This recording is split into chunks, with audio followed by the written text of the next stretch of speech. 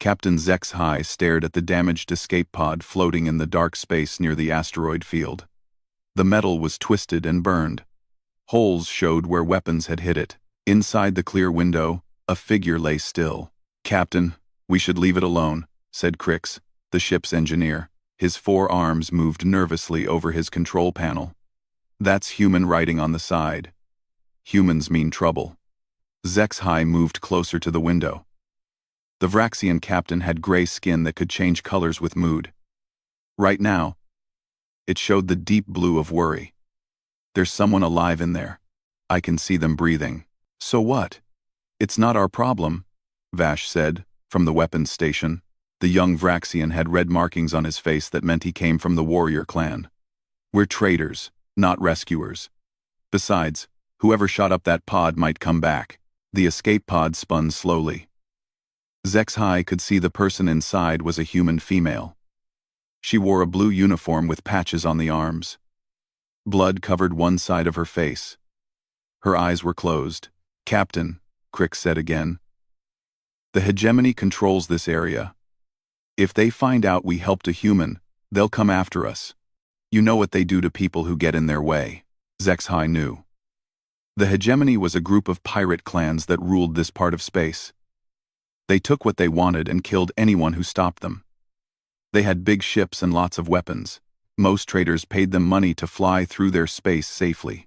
But looking at the unconscious human, Zex High remembered something from long ago. When the captain was young, alien pirates had attacked the homeworld. A human merchant ship had fought them off, even though the humans didn't have to help. Many humans died saving Zex High's people. "Bring her aboard," Zex High said quietly.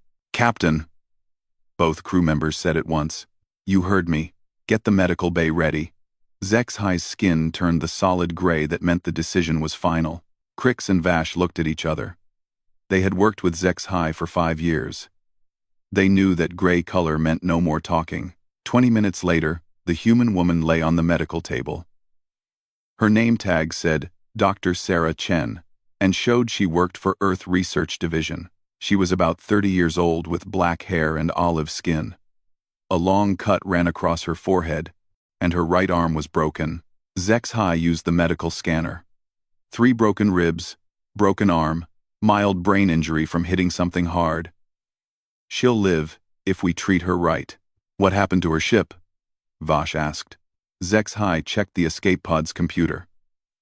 "Looks like raiders attacked her research ship 2 hours ago. The main ship was destroyed. She's the only one who got away." "Research ship," Crix said. "What was she studying out here?" The computer showed some data files. Dr. Chen had been studying strange crystals found in this asteroid field. The crystals could store huge amounts of energy and might make faster space travel possible. That kind of discovery was worth millions. "No wonder the hegemony attacked her," Vash said. "They probably wanted the research." Zex High started treating the human's injuries. The medical machine worked on her broken arm, while the captain cleaned the head wound. They killed her whole crew for some rocks. "Captain," Crix said nervously, "our long-range scanner shows ships coming this way. 3 of them. Hegemony design." Zex High looked at the scanner. The ships were still far away but getting closer. "How long?" "Maybe an hour." "Can we run?" "Not with her aboard," Crix said, pointing at Dr. Chen. "She needs medical care. Moving her now might kill her." Zex High thought fast.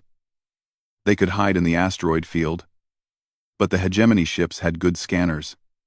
They could dump the human and run. But that felt wrong. Or they could try to fight, but their trading ship only had basic weapons. Dr. Chen's eyes opened. She looked around the medical bay with confusion. "Where? What happened?" "You're safe," Zex High said. "We found your escape pod. Your ship was destroyed." The human tried to sit up but winced from pain. "My team. Are they? I'm sorry. You were the only survivor." Tears ran down Dr. Chen's face. She was quiet for a minute. Then she looked at Zex High with sharp, intelligent eyes. "You're Vraxian. Why did you help me?" "Most species in this area avoid humans. They think we bring trouble." "Because it was right," Zex High said simply. Dr. Chen stared at the captain. The research data. Did you see it? Yes. Crystals that store energy. Those crystals could change everything. Faster ships, better weapons, unlimited power. That's why the hegemony wanted them. Dr. Chen tried to sit up again. They can't have that technology. It's too dangerous. Captain, Vash called from the bridge. The ships are getting closer. And I'm picking up radio signals. They're looking for the human. Dr. Chen grabbed Zexhai's arm. You have to run. Leave me here. The hegemony will kill you. Just for helping me. No, Zexhai said. We don't leave people behind. You don't understand, Dr. Chen said. Humans remember who helps them. And we remember who hurts them. If something happens to you because of me, Earth will not forget. Zexhai didn't know what that meant, but the human's voice had a strange certainty to it. Like she knew something others didn't. Captain, Crick said on the radio, we need to decide now. Zexhai looked at Dr. Chen. The human was hurt and weak, but her eyes showed strength. She was someone who had spent her life learning and discovering new things. She didn't deserve to die because of greedy pirates. Crix, plot a course through the asteroid field. Use the rocks to hide our ship. Vash, shut down everything except life support and engines. We're going quiet. That's risky, Captain. One wrong move and we hit a rock. Better than letting them catch us. Zexhai helped Dr. Chen lie down. Rest. We're going to get you somewhere safe. As their ship moved carefully between the floating rocks, Zexhai wondered if they were making a terrible mistake. The hegemony didn't forgive people who crossed them. By saving this one human, the captain might have doomed the whole crew. But looking at Dr. Chen's grateful face, Zexhai felt sure it was still the right choice. Some things mattered more than safety. Some choices defined who you really were. Behind them, the hegemony ships searched the asteroid field, looking for the human who had escaped their trap. 3 days passed as Zexhai's ship hid in the asteroid field. Dr. Chen was getting better. Her broken arm was healing, and the head injury no longer made her dizzy. She spent time helping Crix fix small problems around the ship and talking with the crew about her research. The crystals don't just store energy, she explained to Vash while they ate dinner. They can focus it, make it stronger. A ship with these crystals could travel between stars in days instead of months. That's amazing, Vash said. His red face markings had faded to pink, which meant he was curious instead of angry. No wonder everyone wants them. Flash. Everyone except the people who should have them. Dr. Chen said sadly. My team spent 2 years studying these crystals. We wanted to share the knowledge with all peaceful species. But the hegemony just saw money and power. Zexhai checked the long-range scanner again. The hegemony ships had left, but that didn't mean they were safe. Dr. Chen, where can we take you? Do you have people nearby? The nearest Earth station is 6 days away, but that's too dangerous for you. The hegemony watches all the main space routes. They'll be looking for your ship now. She was right. By helping her, Zexhai had made enemies of the most powerful criminal group in this part of space. The captain's skin showed the dark blue of worry. I have an idea, Dr. Chen said. There's a small trading post called Haven Station. It's only 2 days from here. The owner is a friend of Earth. You could leave me there, and I could contact my people. Crix looked up from his engineering work. Haven Station? That's in neutral space. The hegemony doesn't usually go there. Usually, Vash said, but if they really want to find us, it's our best option, Zexhai decided. Better than flying around out here forever. 2 days later, they reached Haven Station. It was a small metal structure built inside a hollowed-out asteroid. Ships came and went, carrying goods between different worlds. The station's owner, a friendly alien called Jorik, welcomed them. Zexhai. Good to see you again, Jorik said. He was tall and thin, with purple skin and big eyes. What brings you here? Business, Zexhai said carefully. They couldn't tell everyone about Dr. Chen. Too many people at Haven Station sold information to whoever paid the most. Dr. Chen used a private communication room to contact Earth. While she was gone, Zex, Hai, Crix, and Vash waited in the station's small bar. Other traders sat at nearby tables, talking about ship routes and cargo prices. "You hear about the hegemony?" asked a female pilot with green scales. "They're really angry about something. Searching every ship in their territory." A fat alien with 6 arms laughed. "Probably lost some stolen goods. Or maybe someone fought back for once." "I heard it was about a human," said another trader. "They're offering a big reward for information about any ship that helped a human woman." Zexhai's skin went pale gray. Across the table, Crix and Vash looked nervous. 10,000 credits for information. The green pilot continued. 20,000 if you help them catch whoever's hiding her. The hegemony really wants this human. Dr. Chen came back an hour later. Her face showed excitement and worry mixed together. "I got through to Earth Command. They're sending ships to pick me up." "How many ships?" Zexhai asked. "They didn't say, but they want me to wait here until they arrive. And they want to talk to you too, Captain." "Me? Why?" "Because you saved my life. Earth doesn't forget that kind of kindness." That night, alarms started screaming throughout Haven Station. Red lights flashed, and Jorik's voice came over the speakers. "All ships prepare for inspection. Hegemony fleet approaching." Through the station's windows, Zexhai could see the dark shapes of warships. 6 large vessels surrounded the asteroid. Their weapons pointed at the station. "They found us," Vash said. Admiral Korath's face appeared on the station's main screen. He was a brutal-looking alien with scars covering his face and metal teeth. "Attention, Haven Station. We are looking for a human female, and the ship that rescued her. Anyone who helps us will be rewarded. Anyone who lies to us will be punished." Jorik tried to stay calm. "Admiral, Haven Station is neutral territory. We have an agreement." "Your agreement means nothing to me," Korath snarled. "Start sending over your ship records. Now." In their room, Dr. Chen grabbed her few belongings. "We have to run. If they catch you because of me." "Where can we go?" Zexhai asked. "They have 6 ships. We have 1 small trader. The Earth ships might already be close," Dr. Chen said. "If we can hide for a few hours." Explosions shook the station. Through the window, they saw hegemony soldiers breaking into the docking bays. They were checking every ship, scanning for humans. "This way," Jorik appeared in their doorway. "I know hidden passages through the station, but hurry." They ran through narrow tunnels that Jorik used for smuggling. Behind them, they could hear soldiers shouting and the sound of weapons firing. Anyone who tried to stop the search was being shot. "Your ship is in Docking Bay 7, Jorik said, as they reached a side entrance. "I'll try to delay them, but you only have minutes." Zexhai grabbed the station owner's hand. "Thank you. I won't forget this." "Just get her to safety," Jorik said, looking at Dr. Chen. "Earth has always been fair to small traders like me. The hegemony only takes and destroys." They reached their ship as hegemony soldiers entered the far end of the docking bay. Crix started the engines while Vash prepared the weapons. The ship lifted off just as the soldiers started shooting. "Where to, Captain?"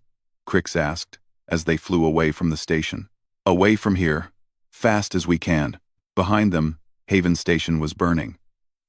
Korath had decided to make an example of anyone who might have helped the human.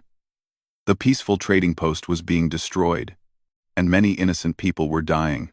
Dr. Chen watched the destruction with tears in her eyes. "This is my fault. All those people." "No," Zexhai said firmly. "This is what the hegemony does. They destroy anything good in this galaxy." Suddenly, new ships appeared on the scanner. Lots of them. They came from the direction of Earth space, moving faster than any ships Zexhai had ever seen. "Captain," Vash said with excitement, "those are human ships. Big ones." The lead ship was huge, bigger than anything the hegemony had. It sent a message. "This is Admiral Elena Vasquez of the Earth Defense Coalition. Dr. Chen, are you safe?" "Doctor," Chen smiled for the first time in days. "Admiral, this is Dr. Sarah Chen. I'm aboard a Vraxian trader ship. Captain Zexhai rescued me. and has been protecting me from the hegemony. Understood, Doctor. Captain Zex High, please dock with our ship. We have medical facilities and safe quarters for all of you. As they flew toward the Earth fleet, Zex High saw something that shocked them. The human ships weren't just warships. There were cargo vessels, construction ships, even civilian craft. All of them had weapons, and all of them looked ready for war. Dr. Chen, Zex High said quietly, how many ships does Earth have?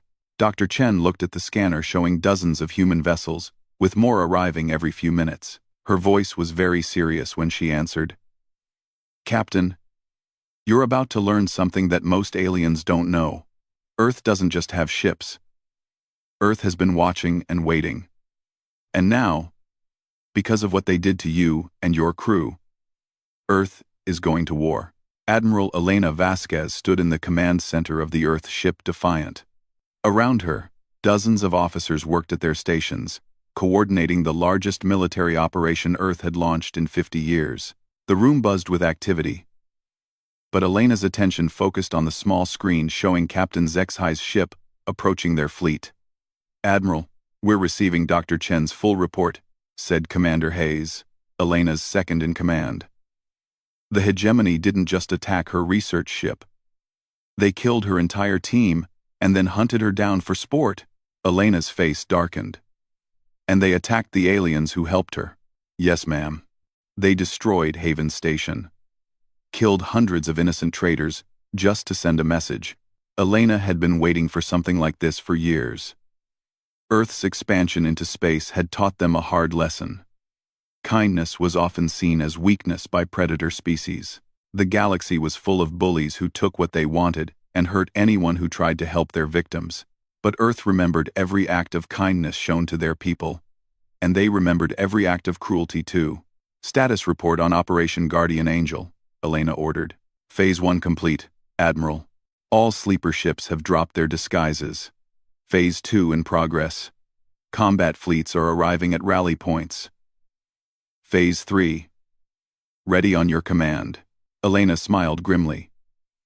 For 20 years, Earth had been sending merchant ships and research vessels throughout this part of space. What the other species didn't know was that half of these ships were actually warships in disguise.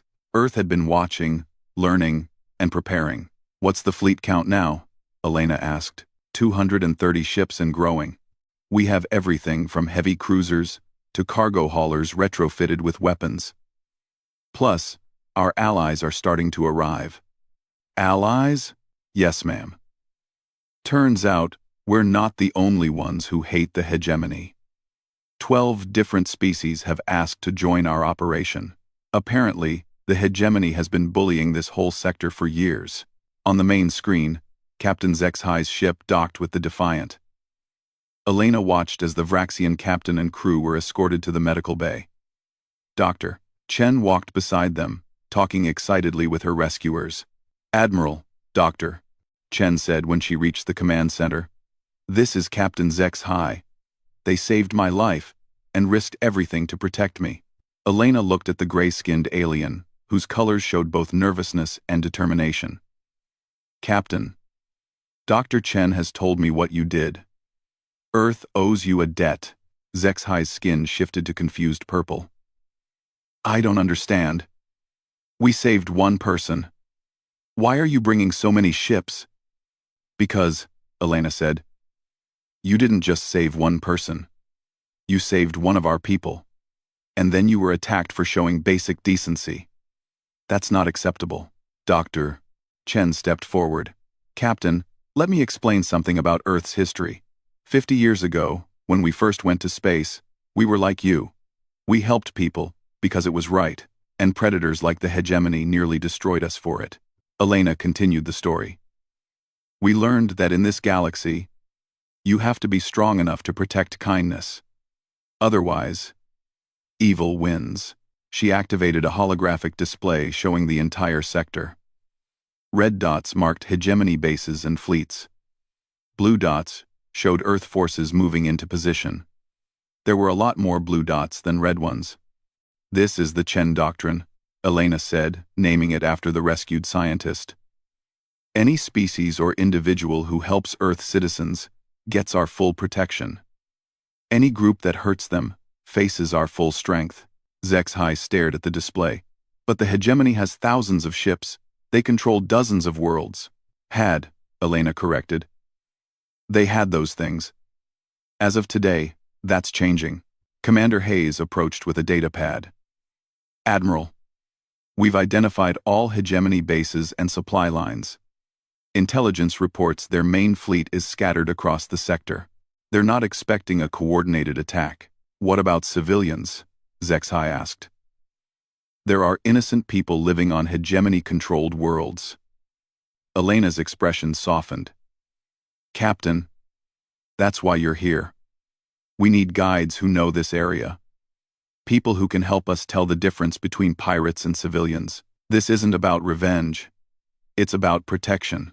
Dr. Chen activated another display. We've been monitoring hegemony communications since I sent my distress signal. They're planning to attack 5 more trading stations to send a message about helping humans. We're going to stop them. Zexhai's skin went through several color changes as the captain processed this information.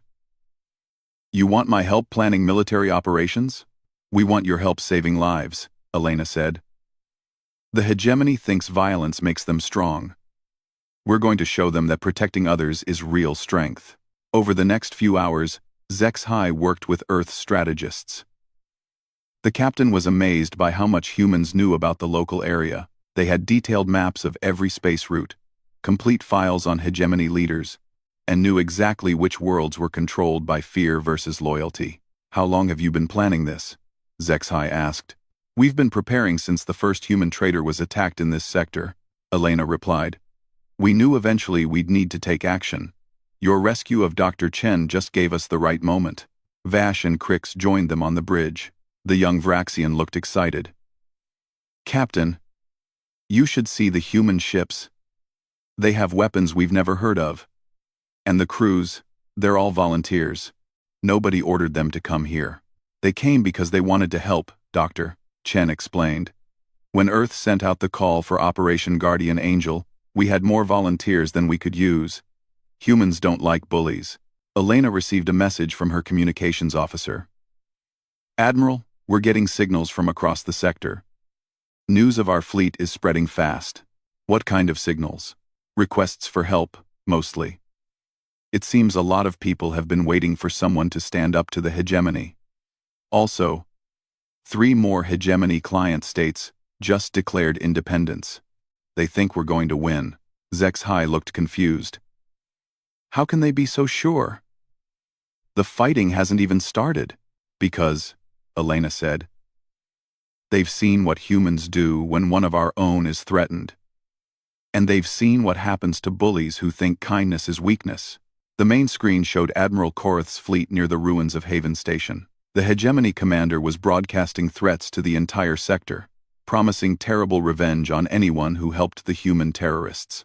Elena's voice was calm but deadly serious. Commander Hayes, send a message to all hegemony forces. Tell them Earth is offering one chance for surrender. Any who give up now will be treated fairly. Any who continue attacking civilians will face the consequences. And if they refuse? Zexhai asked.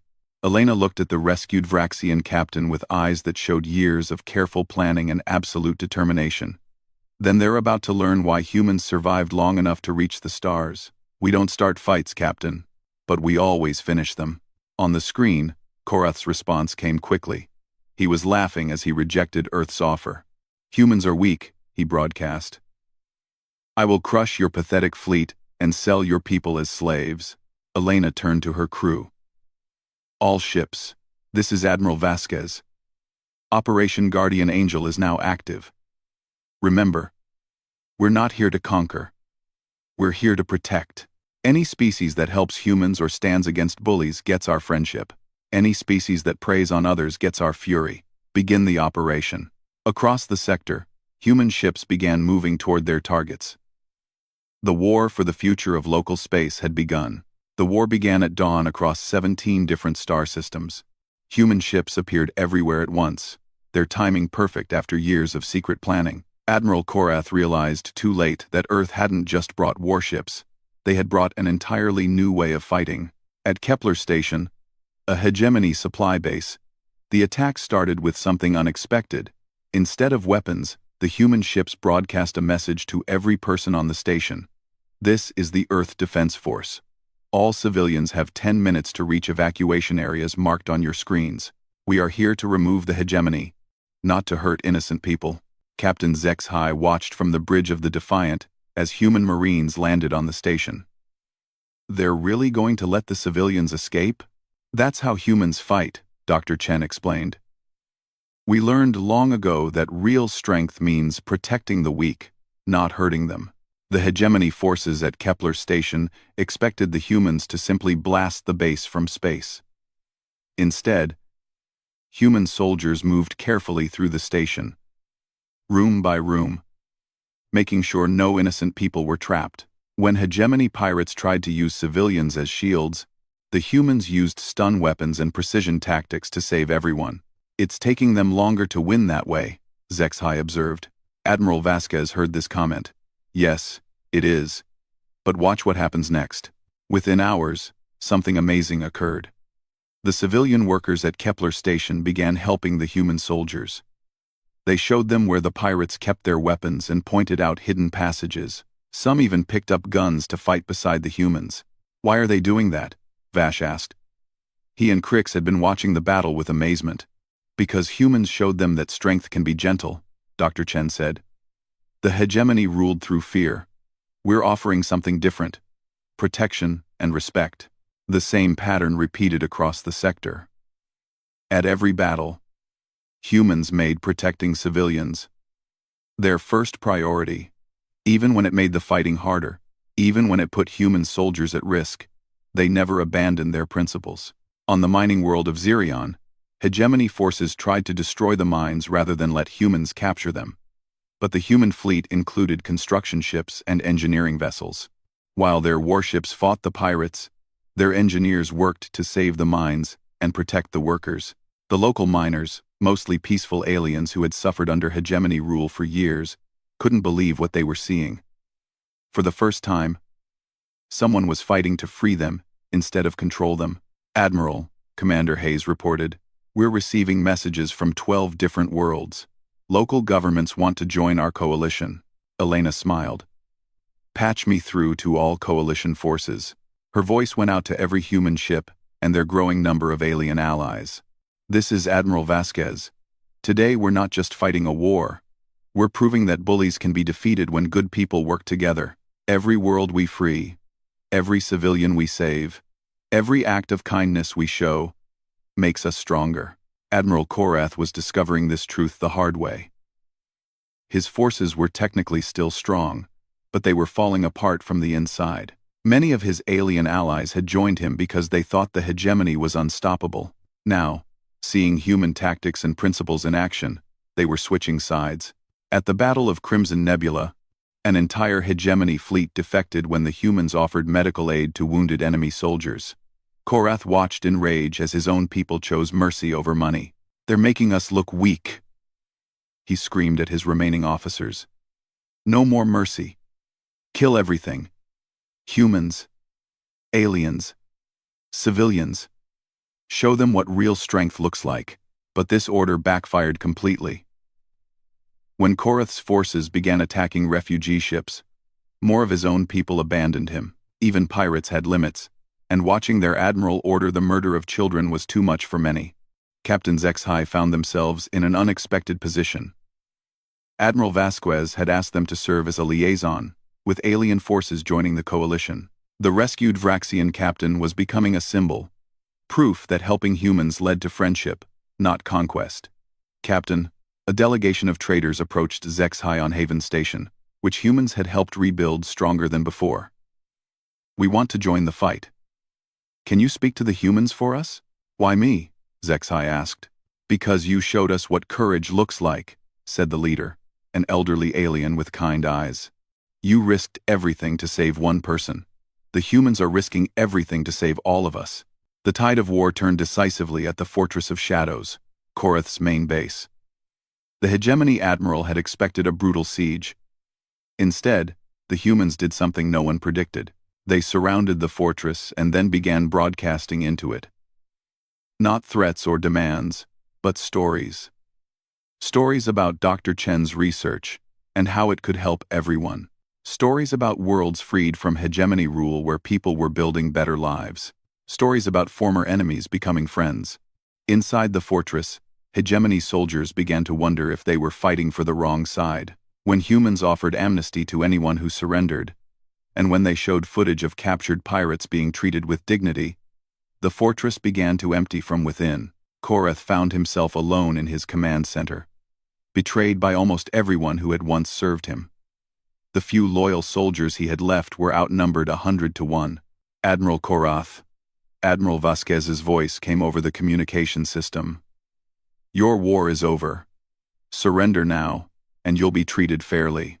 Continue fighting, and you'll face justice for your crimes.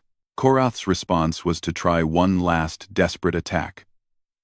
He launched every weapon he had at a nearby civilian colony, hoping to force the humans to choose between saving lives and capturing him.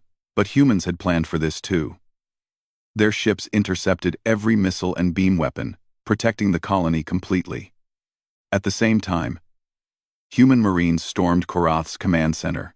The final confrontation was almost anticlimactic. Korath, faced with human soldiers who could have killed him easily but chose to capture him alive, finally understood what real strength looked like. I don't understand, he said as they put restraints on him. You could have destroyed everything. Why didn't you? The Marine squad leader, a young woman with steady eyes, gave him a simple answer. Because we're not like you. We protect people. We don't hurt them. Within days, the war was over. Not because the humans had destroyed their enemies, but because they had convinced most of them to become friends instead. Captain Zexhai stood with Dr. Chen and Admiral Vasquez on the observation deck of the Defiant, looking out at the fleet that had grown from 200 human ships to over 1,000 vessels from dozens of species. I still don't understand how you did it, Zexhai said. You won a war by being kind. Dr. Chen smiled. We won because we proved that protecting others makes you stronger, not weaker. Every time we chose to save lives instead of taking them, more people joined our cause. Admiral Vasquez nodded. The galaxy is full of people who want to do the right thing, Captain. They were just waiting for someone to show them it was possible. You started that process when you saved Dr. Chen. We just finished it. Looking out at the stars, Zexhai realized the universe had changed forever. The age of rule by fear was ending. The age of protection through strength had begun, and it all started because one ship's captain decided to help a stranger in need. 6 months after the war ended, Captain Zexhai stood in the Great Assembly Hall on New Geneva Station. The massive space station floated at the edge of what used to be hegemony territory. Now it served as the headquarters for the new Galactic Council, where dozens of species worked together to build a better future. Today was special.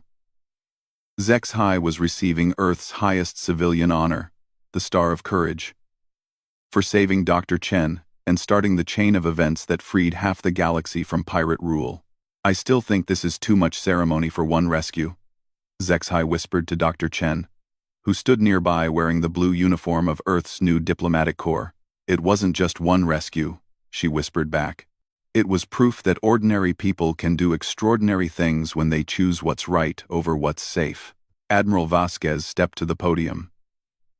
Behind her, representatives from 43 different species filled the assembly hall. Some had been hegemony victims, others had been hegemony allies, and a few had been completely neutral. Now they all worked together. Today, we honor Captain Zexhai, the Admiral began.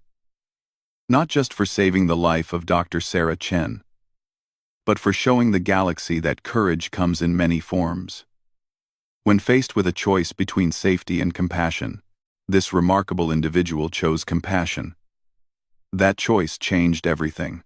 The audience applauded as Zexhai walked to the podium. The Vraxian captain's skin showed the deep blue of nervousness, mixed with pride. Looking out at the crowd, Zex High saw faces from dozens of worlds, all free now because one rescue had sparked a revolution. "I'm not good at speeches," Zex High began, getting some friendly laughter. "When I found Dr. Chen's escape pod, I didn't think about changing the galaxy, I just thought about doing what seemed right. My crew argued with me. They said helping a human would bring trouble." More laughter, this time from Crix and Vash, who sat in the front row wearing new uniforms as official ambassadors. "They were right about the trouble part," Zex High continued, "but they were wrong about everything else. Helping Dr. Chen didn't just bring trouble, it brought friendship, it brought hope, it brought the knowledge that good people exist everywhere, waiting for a chance to help each other." Dr. Chen stepped forward with the medal. A simple star made from metal taken from both Earth and Vraxis, the captain's homeworld. As she placed it around Zex High's neck, she spoke quietly. "This represents more than courage, Captain. It represents the bridge you built between our peoples." After the ceremony, Zex High walked through New Geneva Station's busy corridors with Dr. Chen. The station buzzed with activity as beings from different worlds worked together on projects that would have been impossible under hegemony rule. They passed a laboratory where human and alien scientists studied Dr. Chen's crystal research together, developing new technologies for peaceful exploration. They walked by a school where children from a dozen species learned about cooperation and understanding. They saw former pirates working alongside their former victims, building better lives together. "The Chen Doctrine is working," Dr. Chen observed as they sat in the station's observation lounge, looking out at the stars. Earth had formalized their protection policy after the war. Any species or individual who showed kindness to human citizens automatically received Earth's friendship and protection. More importantly, the policy had inspired other species to create similar agreements with each other. "It's more than just Earth now," Zex High noted. 17 different species have signed mutual protection treaties. The Altarians promise to defend anyone who helps their people. The Centauri do the same. Even my own government has adopted the policy." Dr. Chen smiled. "It turns out that protecting kindness is contagious." Through the lounge's big windows, they could see ships from many worlds coming and going. Trade flowed freely now that piracy had been largely eliminated. Former hegemony worlds were rebuilding with help from their neighbors. Scientific knowledge was shared openly instead of being hoarded by criminals. "What happened to Admiral Korath?" Zex High asked. "He's in a rehabilitation center on Earth, Doctor," Chen replied. "Not a prison, a place where they help people who've done terrible things learn to do better things. He's actually been helpful. His knowledge of pirate tactics has helped us stop 3 different criminal groups from forming new hegemonies." This surprised Zex High. "You're trying to reform him instead of punishing him? That's the human way. We believe most people can change, if given the chance and the right help. Even Korath is starting to understand that cooperation works better than conquest." A year later, Zex High had become something unexpected, the galaxy's first non-human ambassador from Earth. The position had been created specifically for the captain. Recognizing that some kinds of diplomacy required someone who understood both human values and alien perspectives. The captain's first major assignment was mediating a dispute between 2 species that had been enemies for generations. Using lessons learned from watching humans turn enemies into friends, Zex High helped them find common ground. "The secret," Zex High explained to the negotiating teams, "is realizing that being strong doesn't mean hurting others. It means protecting them. When you protect someone else's children, they'll protect yours." Dr. Chen had returned to her research, but now she led a multi-species team studying not just energy crystals, but the science of cooperation itself. How did different species learn to work together? What made some groups become friends while others became enemies? Her findings were revolutionary. Species that valued protecting others over dominating them consistently became more successful, more innovative, and more peaceful. The data proved what humans had learned through hard experience. Kindness wasn't weakness. It was the foundation of real strength. 5 years after the rescue that started it all, Zex High visited Earth for the first time. Walking through the parks of Geneva City, the captain marveled at how different this world felt from the rough frontier where they had first met Dr. Chen. Earth was green and blue and peaceful, but not weak. Everyone knew this was the world that had challenged an entire criminal empire to protect one rescued scientist. Children learned about courage in school, but also about compassion. Military officers trained to fight, but also to build. Do you ever regret it? Dr. Chen asked, as they sat by a lake in the afternoon sun.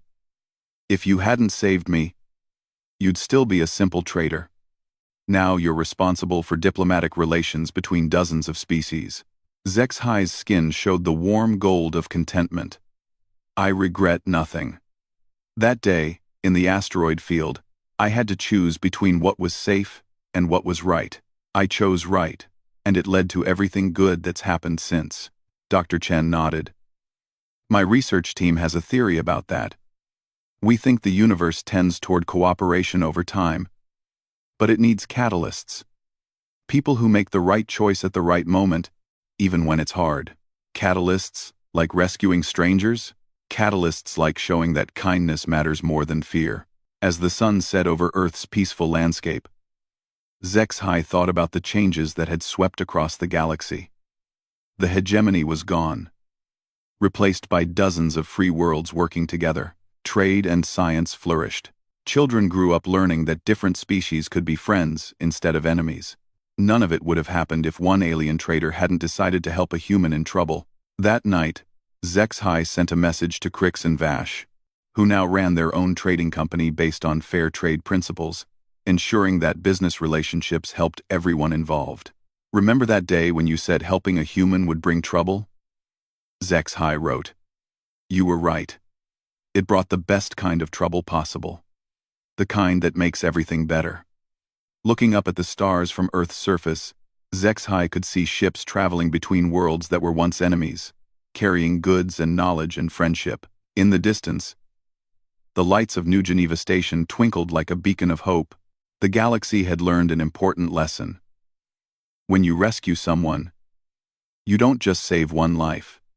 You plant a seed that can grow into something beautiful. You prove that in a universe full of dangers, there are still people willing to choose courage over safety, kindness over fear, and cooperation over conquest. And sometimes, that's all it takes to change everything. In the end, the galaxy discovered that humans don't just fight for themselves. They fight for the idea that kindness should never be punished, and courage should always be rewarded. When you rescue a human, Earth doesn't just remember. Earth makes sure the universe becomes the kind of place where rescue is always rewarded and kindness always wins.